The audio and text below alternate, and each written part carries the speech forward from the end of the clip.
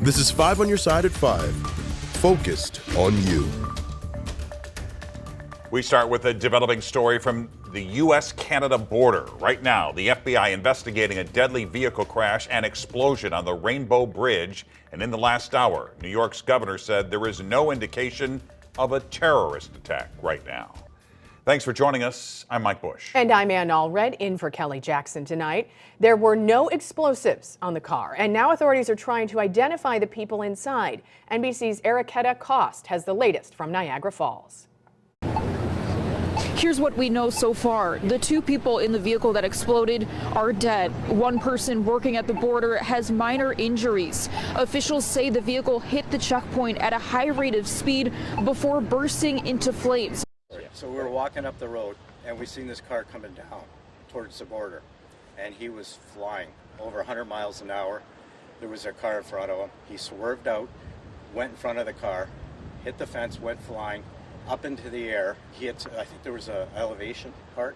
He went up into the air and we just seen the fireball, and that's all we could see. It was just covered in smoke everywhere. Now this is a federal investigation. State police working with the FBI Joint Terrorism Task Force. Reporting Ericketta Cost, NBC News. We will continue to follow this story on air and online at KSK.com. There will also be more on NBC Nightly News right after our newscast. Well, today is one of the busiest Thanksgiving travel days of the week. Millions of people flying and driving to their holiday destination right now. And here in St. Louis, the lines were not too bad at St. Louis Lambert International Airport. We talked to people traveling today, and our Tracy Hinson joins us live tonight from the airport. Terminal 1?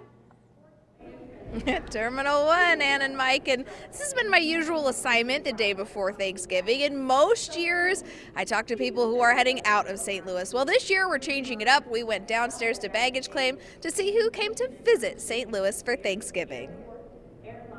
We came from Austin, North Carolina. Coming from Madrid, Spain, through Boston today. The journey to get here could have been easier. Long flight. we got slightly separated at the airport, but we at least made it to the gate before the plane took off. This flight was only 23 hours delayed Oh yes, you heard that right. because the plane broke down yesterday, but we finally made it. For our weary travelers, STL was a nice place to land. This is the calmest airport we've been in a year. There was we were walking through and there was just nobody around, and I was like, does anybody come to St. Louis for Thanksgiving?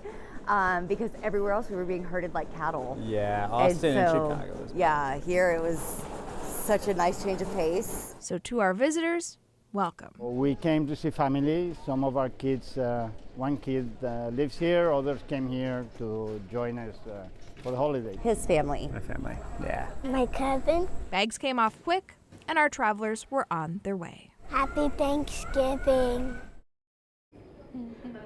Happy Thanksgiving is right. Now, the next busiest travel day after the day before Thanksgiving is Sunday, when everyone heads home. At Lambert, Tracy Hinson, 5 on your side. About 55 million people are expected to travel at least 50 miles from home. To avoid the heaviest traffic, you'll want to leave after 6 o'clock tonight. Some drivers beat the heavy traffic by leaving really early this morning. We caught up with a few who were gassing up at the Wallies along I-44 in Fenton.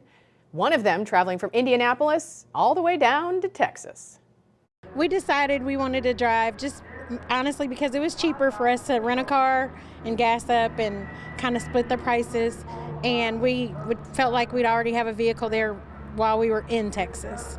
The worst time to travel is Sunday between 3 and 5 p.m. Drivers are paying less at the pump this Thanksgiving. Good news. National average is $3.28. Illinois, you're at $3.45. Missouri, $2.89. St. Louis, $2.97. You can find the cheapest price in our area by texting the word gas to 314-425-5355. Now to a developing story out of North St. Louis County. An innocent driver is dead after another car police were chasing crashed into her.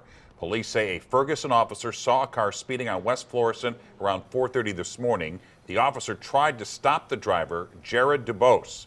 Police say DuBose eventually crashed into another car, killing the driver, Alyssa Ruffin. He also had an 18-year-old passenger in his car who has serious injuries. He's facing several charges, including driving while intoxicated. Tonight, the Cahokia Heights Police Department is investigating a murder-suicide. Police found a man and a woman shot inside a car near Frank Holton State Park in Cahokia Heights. Our Justina Cornell joins us in studio with the very latest from family and police. Justina. Yeah, Mike and Ann. So the St. Clair County coroner identified the woman as 40-year-old Tiara Glasper, and she died at the scene. Her estranged husband was taken to a St. Louis hospital and died there. Now, I'm told the couple had 3 children. Around 1:35 yesterday afternoon, police received a call for a single crash near the park and found the pair inside the car with gunshot wounds. Cahokia Heights Police Department say this is being investigated as a domestic violence situation and apparent murder-suicide. Police tell me other agencies have received domestic disturbance calls on this couple before. Now, loved ones tell me they've leave behind their children and a newborn grandchild. Glasper's cousin, Skyla Pinnell, tells me her cousin was a beautiful person inside and out and a great mom. Now, Pinnell lost her own son to gun violence in 2018 and even has an anti-crime group called Families Against Gun Violence. I just want people to know that you're not alone in this. There's somebody out here that's going through it just like you are. I would just like to ask everybody to just please keep her kids and her family members in prayer during these times because they lost both parents, not just one. Now, another cousin tells me beyond her own children, Glasper loved kids. She was a licensed daycare provider for many years. Tonight, St. Louis County officials are focused on keeping your child safe as infant deaths continue to rise in our area and more children lose their lives to gun violence. 5 on your side's Mercedes McKay shows us the push from county leaders to stop these preventable deaths.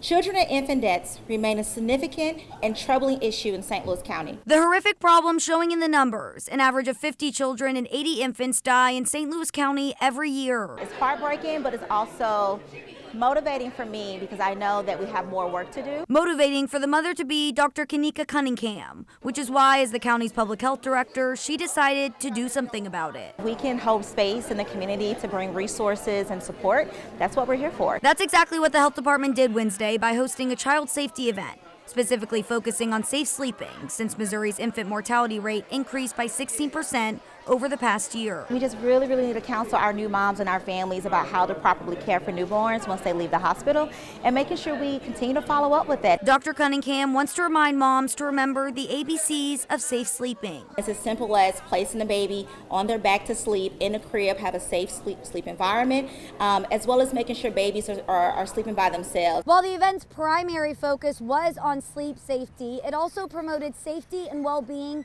in several other ways. Gun violence is a leading cause of death among kids. That's why gun locks were among the free resources inside the John C. Murphy Health Center. Dr. Cunningham describing the racial disparities as devastating. Black children accounted for 95% of the homicide deaths among ages 1 through 17. Just like they say, it takes a village to raise a child, county officials say it will also take a village to fix this problem. It's something that all of us need to do collectively so we can support our families. Mercedes McKay, 5 on your side.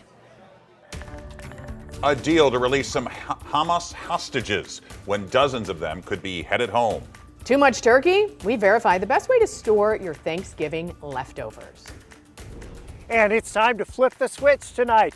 Tillis Park, Winter Wonderland, the grand opening, that flip switch, just about 10 minutes away.